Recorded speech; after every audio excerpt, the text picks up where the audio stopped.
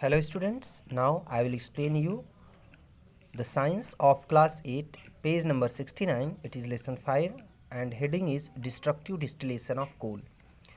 कोल का destructive distillation ये होता क्या है बेटा, पहले ये समझ लीजिए कि डिस्ट्रक्टिव डिस्टिलेशन का मतलब क्या होता है।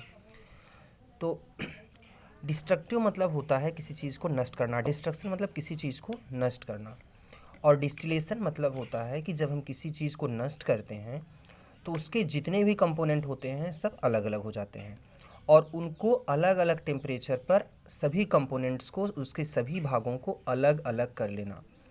तो कोयले को जब हम लोग बिना ऑक्सीजन के बहुत ज़्यादा हीट करते हैं, बहुत ज़्यादा गर्म करते हैं, तो यह पहले लिक्विफाई होता है, लिक्विड में कन्वर्ट हो जाता है और लिक्विड के बाद फिर इसमें कुछ गैसेस निकलती हैं, सारे कंपोनेंट्स अलग अलग हो जाते हैं, हम उनको अलग अलग टेम्परेचर पर अलग अलग कर लेते हैं। और अगर स्टूडेंट्स यही कोयले को हम ऑक्सीजन के प्रेजेंस में अगर जलाएंगे तो कोयला देखो जलने लगता है और उससे सिर्फ राख ही बचती है और कुछ नहीं बचता उसमें। लेकिन अगर हम बिना ऑक्सीजन के कोयले को बहुत हाई टेम्परेचर तक गर्म करें तो वह लिक्विफाई होगा और उसके सारे कंपोनेंट्स अलग अलग हो जाएंगे और हम उन्हें अलग अलग टेम्परेचर पर उन सबको हम अलग अलग कर लेंगे। तो हमको यही पढ़ना है डिस्ट्रक्टिव डिस्टिलेशन ऑफ कोल के बारे में। Destructive distillation of coal consists of heating it strongly in the absence of air। तो डिस्ट्रक्टिव डिस्टिलेशन में हम क्या करते हैं कि कोयले को बहुत ज़्यादा टेम्परेचर पर ऑक्सीजन के एब्सेंस में ही उसको हम हीट करते हैं, गर्म करते हैं। Some of the products obtained by destructive distillation of coal or coke, coal tar and coal gas. Destructive distillation में जो हमें कुछ चीज़ें मिलती हैं उनमें से कुछ चीज़ें कौन कौन सी हैं? कोल गैस है, कोल तार है और कोक है। तो कोल गैस क्या होता है स्टूडेंट्स? जब हम कोयले को डिस्ट्रक्टिव डिस्टिलेशन में करते हैं, उस कोयले का बहुत हीट करते हैं तो जो गैस बनती है वो होती है कोल गैस। जो ब्लैक कलर का लिक्विड होता है उससे बोलते हैं कोल तार। और इन दोनों को अलग कर देते हैं तो जो रेसिड्यू बचता है, जो शेष सॉलिड बचता है कोल तार और कोल गैस निकलने के बाद, उसको हम बोलते हैं कोक। तो सबसे पहले हम कोक पढ़ते हैं। The solid residue obtained from the distillation of coal is called coke. तो कोयले के डिस्ट्रक्टिव डिस्टिलेशन के बाद जो सॉलिड बच जाता है उसे हम बोलते हैं Coke. It is mainly carbon, इसमें सबसे ज़्यादा कार्बन होता है, मुख्य रूप से कार्बन होता है। It is Fairlie clean fuel, यह बहुत ही अच्छा ईंधन होता है, इससे पॉल्यूशन नहीं होता है। देयरफॉर इसलिए it is used as an industrial fuel, इसको हम इंडस्ट्री में एज ए फ्यूल यूज़ करते हैं कोक को। अगला पॉइंट है it is also used as a reducing agent, इसे हम लोग रिड्यूसिंग एजेंट के तौर पर भी इस्तेमाल करते हैं। Particularly in the extraction of iron by reduction of iron oxide in a blast furnace. तो आयरन जहाँ पर अपने ओर से, या हम ये कहें कि आयरन के जो कंपाउंड ज़मीन से निकलते हैं उनमें से अशुद्धियों को हटाते हैं और शुद्ध आयरन को अलग करते हैं, तो उस प्रोसेस में ब्लास्ट फर्नेस मतलब एक स्टेप आता है। इस स्टेप में हम लोग इस कोक का इस्तेमाल करते हैं शुद्ध आयरन प्राप्त करने में। तो स्टूडेंट्स, इस तरह से जो सॉलिड रेसिड्यू कोक होता है उसको आपने समझ लिया।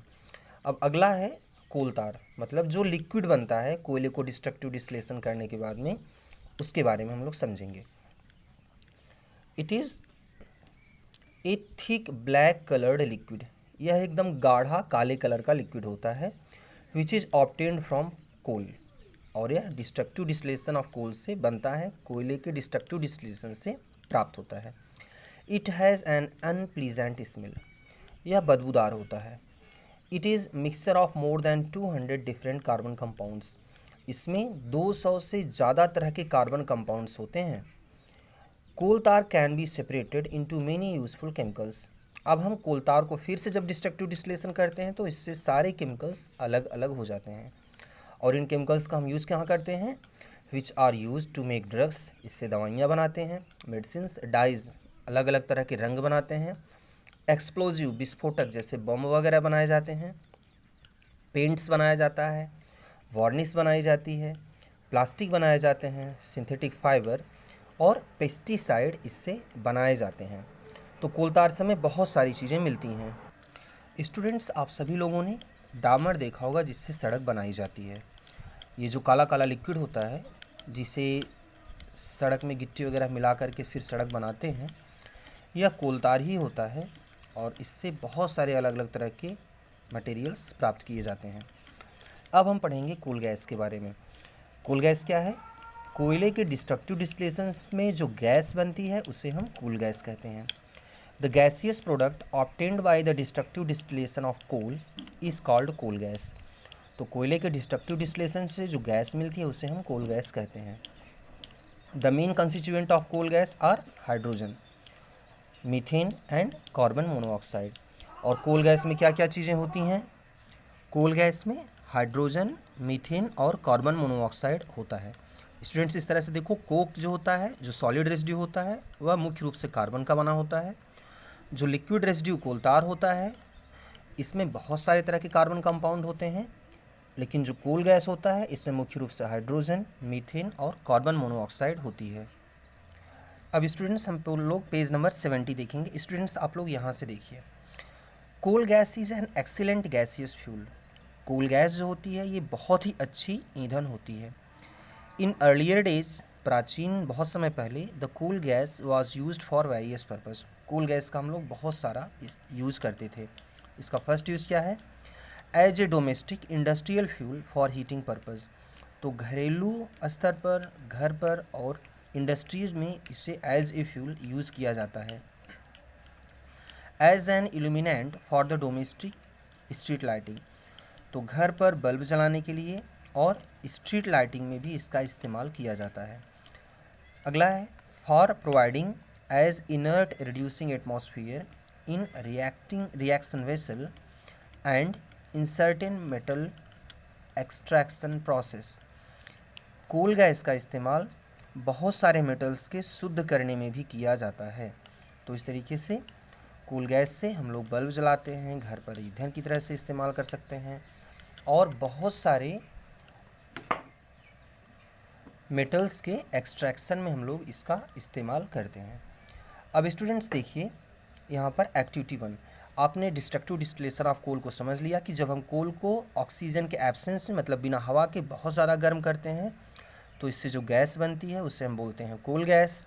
जो लिक्विड होता है उसे हम बोलते हैं कोलतार और जो सॉलिड रेसिड्यू बचता है उसे हम बोलते हैं कोक।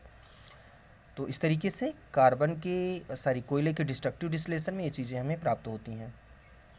अब इसको हम कैसे करेंगे स्टूडेंट्स? एक्टिविटी 1 में वही समझाया गया है कि हम कोयले का डिस्ट्रक्टिव डिस्टिलेशन कैसे करेंगे। तो इसमें फर्स्ट स्टेप क्या है?